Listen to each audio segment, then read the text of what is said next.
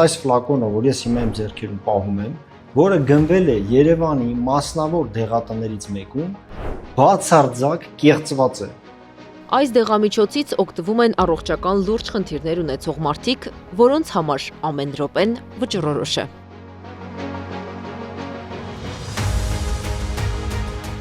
Դեղատներում վաճառվում են դեղեր, որոնք կեղծ են։ Դրանք տարբերակելը հեշտ չէ, հետևաբար բուժառուն ծախսում է գումար, ժամանակ կորցնում, ինչն էլ անդառնալի հետևանքներ կարող է ունենալ։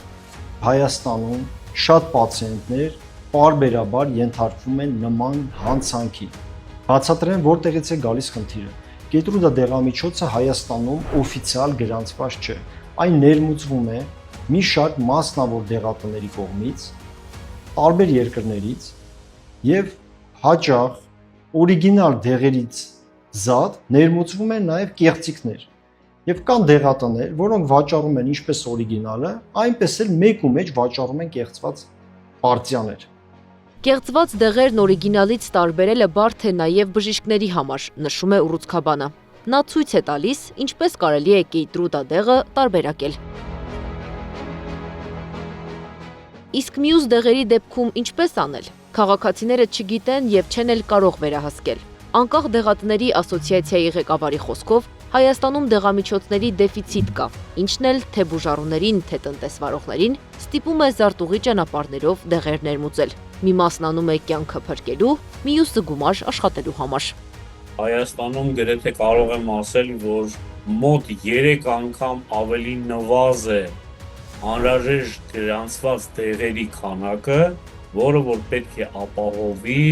բնակչությանը բուժման համար։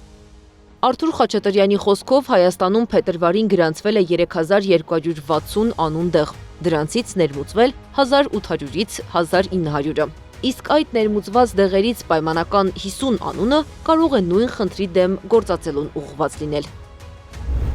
Հայաստան են ներմուծվում դեղեր, որոնց պահանջարկը կա, գրանցումը ոչ։ Նման դեղերի կեղծ կամ օրիգինալ լինելը վերահասկելն առավել բարդ է։ Երեխաների առողջության հիմնադրամի հիմնադիր տնօրեն Արմեն Մարտիրոսյանի խոսքով իրենց պրակտիկայում փորձում են խուսափել չգրանցված դեղերի ներկրումից ու կիրառումից, սակայն լինում են դեպքեր, որ կյանք փրկելու համար շրջանցել չի ստացվում։ Պահանջարկը կա, առաջարկն կա, իհարկե կեղծ դեղերի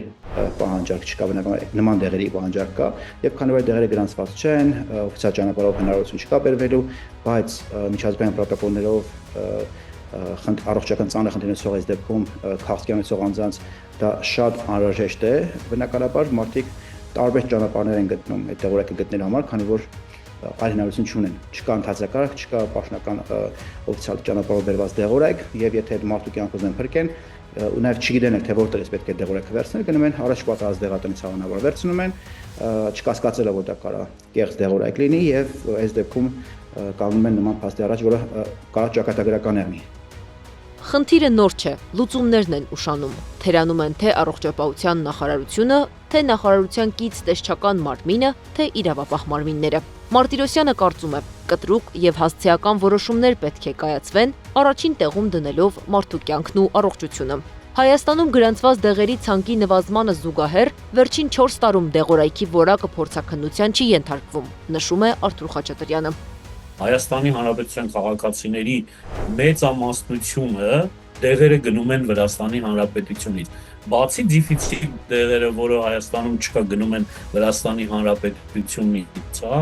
այդ թվում Վրաստանի Հանրապետություն թե 30-ից 40%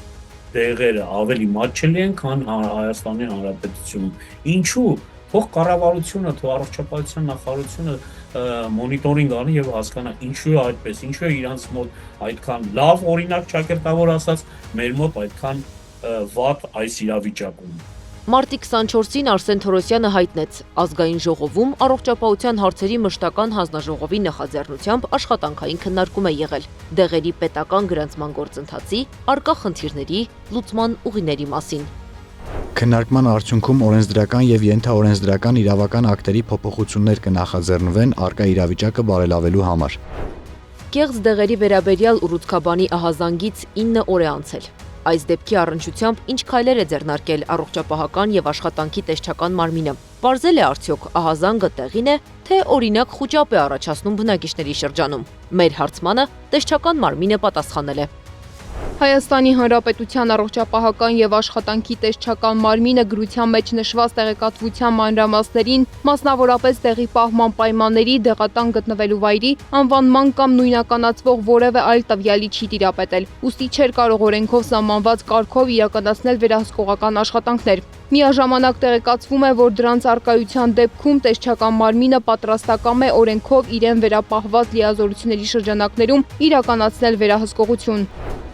Այսինքն, անգամ հստակ նշված դեղամիջոցի կեղծված տարբերակը հայտնաբերելու համար տեսչական մարմնին պետք է տրամադրվեր դեղատան հասցեն, դեղը ձեռք բերելու կտրոնը, պահման պայմանները, դեղամիջոցի ձեռքբերման ժամկետն ու այլ մանրամասներ։ Քաղցկեղով հիվանդին դեղատանը թորած ջուր են տալիս, իսկ տեսչական մարմինը սպասում է օրենքով իրեն վերապահված լիազորությունների շրջանակում վերահսկողություն իրականացնելուն։ Անիա Բաղյան, Նոնա Գևորգյան, ABC Media։